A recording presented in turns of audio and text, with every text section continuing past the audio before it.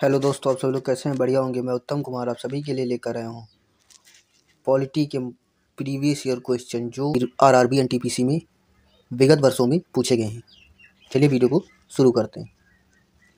Number 1 हमारा प्रश्न है, 1925 में केंद्रीय विधानसभा का प्रथम निर्वाचित अध्यक्ष कौन था? तो इसका उत्तर हो जाएगा विट्ठल भाई पटेल। नंबर 2 है हमारा, अंगीकृत किए जाने के समय भारतीय संविधान सबसे लंबा संविधान था जिसमें मूलतः डैश अनुच्छेद थे। तो कितने अनुच्छेद थे ये पूछ रहा है इसमें? तो 395 अनुच्छेद थे। नंबर 3 है हमारा, स्वतंत्रता के बाद भारत की संविधान सभा के अध्यक्ष कौन थे? तो डॉक्टर राजेंद्र प्रसाद थे।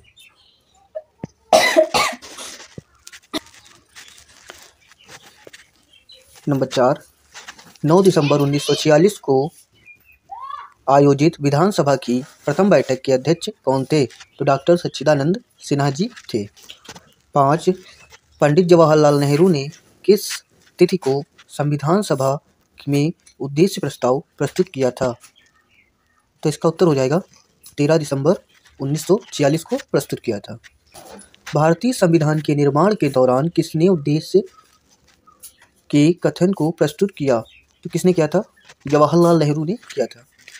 नंबर 7 है हमारा, स्वतंत्र भारत के प्रथम विदेश मंत्री कौन थे?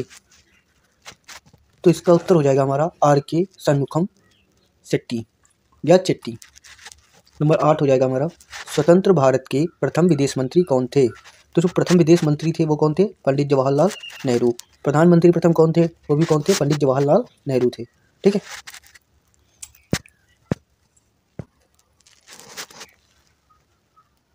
भारत की संविधान सभा का विचार पहली बार किसने दिया? तो एम.एन. रॉय ने दिया था। नंबर 10 है हमारा, भारतीय संविधान को लिखने वाली संविधान सभा के उपाध्यक्ष कौन थे? कौन थे? एच.सी. मुखर्जी थे। नंबर 11 है हमारा, 1947 से पहले भारत में 26 जनवरी को क्या कहा जाता था? तो स्वतंत्रता दिवस कहा जाता था 1947 से भी पहले। ठीक है। 12वां पॉइंट है हमारा, भारतीय संविधान के जनक के रूप में किसे जाना जाता है? तो डॉक्टर भीमराव अंबेडकर को जाना जाता है। नंबर 13 हम लोग देखते हैं, भारत की संविधान सभा की पहली बैठक कब आयोजित की गई थी? तो 9 दिसंबर 1946 को आयोजित की गई थी। नंबर 14 हम लोग देखते हैं, भारतीय संविधान को कब अंगीकृत किया गया था? तो इसका उत्तर हो जाएगा 26 नवंबर 1949 को अंगीकृत किया गया था। यह सभी क्वेश्चन आरआरबी एनटीपीसी में विगत वर्षों में पूछे गए हैं। जिस वर्ष पूछे गए हैं उनका सन भी यहाँ पर पड़ा है, आप लोग देख सकते हैं ना। तो हम लोग प्रीवियस ईयर का भी साथ ही साथ रिवाइज कर रहे हैं।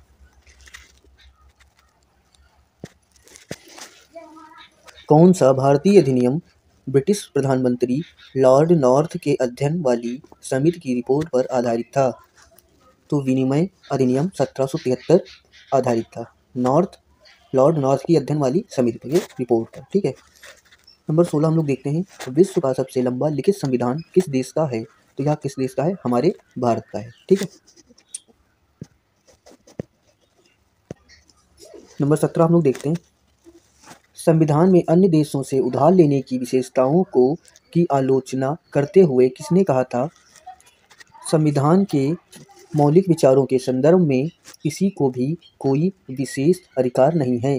तो यह कहा था डी.बी.आर. अम्बेडकर ने, यानी डॉक्टर भीमराव अम्बेडकर ने।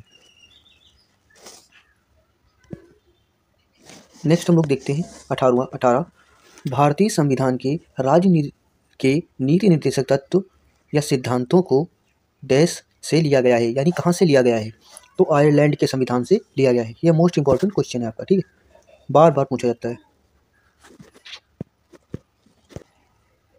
भारत की राज्यसभा सदस्यों की अप्रत्यक्ष चुनाव के संवैधानिक प्रावधान को किस देश से अपनाया गया है? यानी जो राज्यसभा में क्या होता है, सदस्यों का जो अप्रत्यक्ष चुनाव होता है वो कहाँ से लिया गया है? तो दक्षिण अफ्रीका से लिया गया है। ठीक है।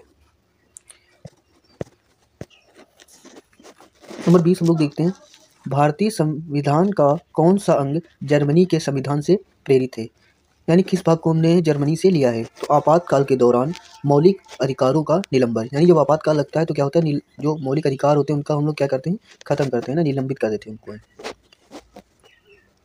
21 नंबर देखते हैं हम लोग, भारतीय संविधान में पंचवर्षीय योजना का प्रावधान किस देश से लिया गया है? तो यूएसआर से लिया गया है, ठीक है, यूएस से लिया गया है, ठीक है।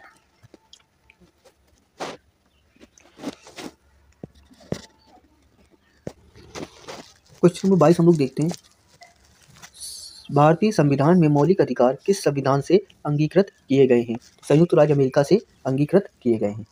क्वेश्चन नंबर 23 हम लोग देखते हैं, भारतीय संविधान में मजबूत केंद्र के साथ संघ की अवधारणा को डैश से लिया गया है, यानी संघ की अवधारणा को कहाँ से लिया गया है? तो कनाडा के संविधान से लिया गया है। नेक्स्ट हम लोग देखते हैं, भारतीय संविधान में सम्मिलित विधि शासन की संकल्पना किस विदेशी संविधान से ली गई है?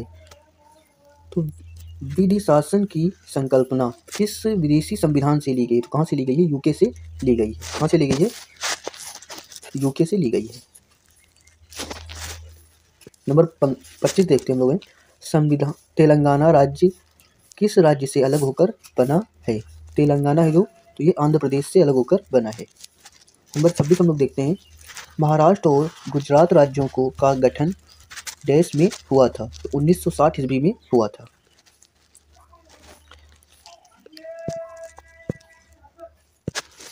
नंबर 27, भारत में किसी भी राज्य की सीमाओं को बदलने के लिए कौन अधिकृत है? संसद अधिकृत है।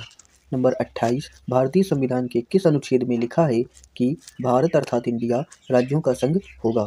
तो अनुच्छेद 1 में लिखा है। नंबर 29 हम लोग देखते हैं, संघ सूची, राज्य सूची और समवर्ती सूची भारतीय संविधान की किस अनुसूची में सम्मिलित है? तो 7वीं अनुसूची में सम्मिलित है। नंबर 30 हम लोग देखते हैं, भारतीय संविधान की किस अनुसूची में 22 भाषाओं का उल्लेख है? तो 8वीं अनुसूची में 22 भाषा का उल्लेख है।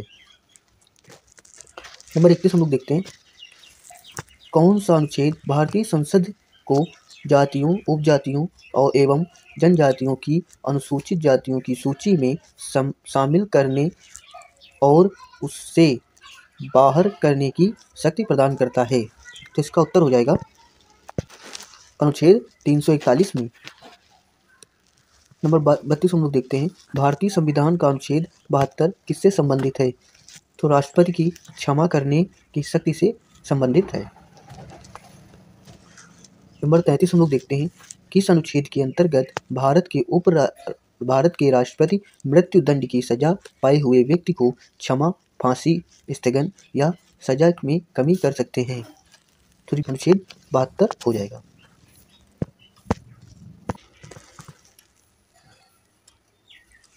नंबर 34 हम लोग देखते हैं, भारतीय संविधान में शिक्षा को किस सूची में शामिल किया गया है? तो समवर्ती सूची में शामिल किया गया है। नंबर 35 देखते हैं, जीने का अधिकार भारतीय संविधान के किस अनुच्छेद के तहत प्रदान किया गया है? तो अनुच्छेद 21 प्रदान किया गया है।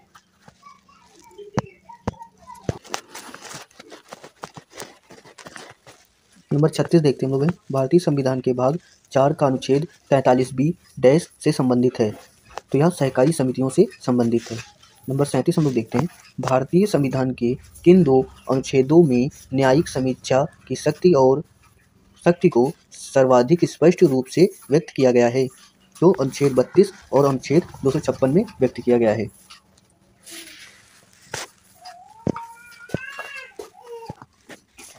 और नंबर 38 हम लोग देखते हैं, अनुच्छेद 370 के मुख्य मसौदाकार कौन थे? तो एन गोपाली स्वामी अयंगर थे।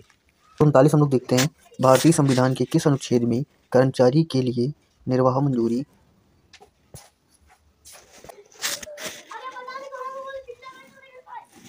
नंबर 39 हम लोग देखते हैं, भारतीय संविधान के किस अनुच्छेद में कर्मचारी के लिए निर्वाह मंजूरी आदि का प्रावधान निर्दिष्ट किया गया है? तो अनुच्छेद 43 में किया गया है।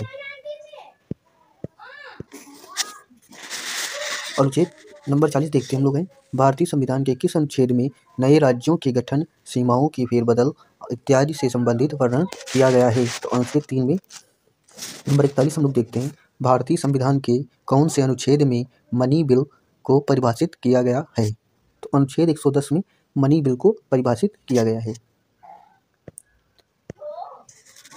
नंबर 42 हम लोग देखते हैं, भारतीय संविधान के किन अनुच्छेदों के अंतर्गत समानता के अधिकार का उल्लेख किया गया है? तो अनुच्छेद 14 और 18 के अंतर्गत किया गया है। नंबर 43 हम लोग देखते हैं, भारतीय संविधान के किस अनुच्छेद में यह निर्दिष्ट किया गया है कि राज्य ग्राम पंचायतों का संगठन करने के लिए कदम उठाएगा?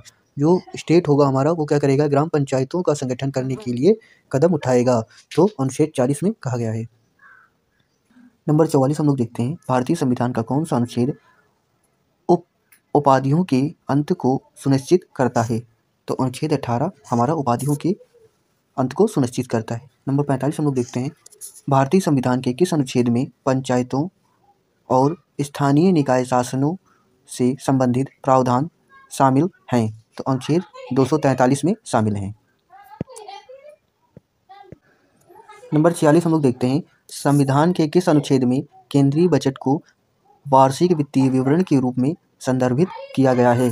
तो अनुच्छेद 112 में संदर्भित किया गया है। नंबर 47 हम लोग देखते हैं, किस अनुच्छेद में यह प्रावधान किया गया है कि राष्ट्रपति के अध्यादेश द्वारा एक अंतरराज्यीय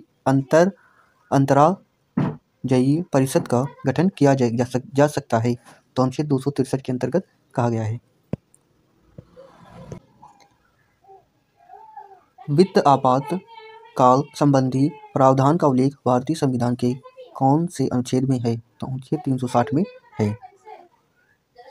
नंबर 49 देखते हैं हम लोग हैं, भारतीय संविधान का अनुच्छेद 368 में संबंधित है, संविधान के संशोधन में संबंधित है।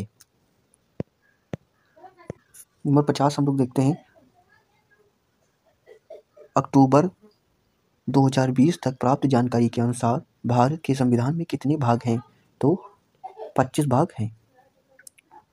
नंबर 51 हम लोग देखते हैं, भारतीय संविधान के कौन से अनुच्छेद में राज्यों की विधान परिषदों के गठन के लिए प्रावधान किया गया है? तो अनुच्छेद 169 में।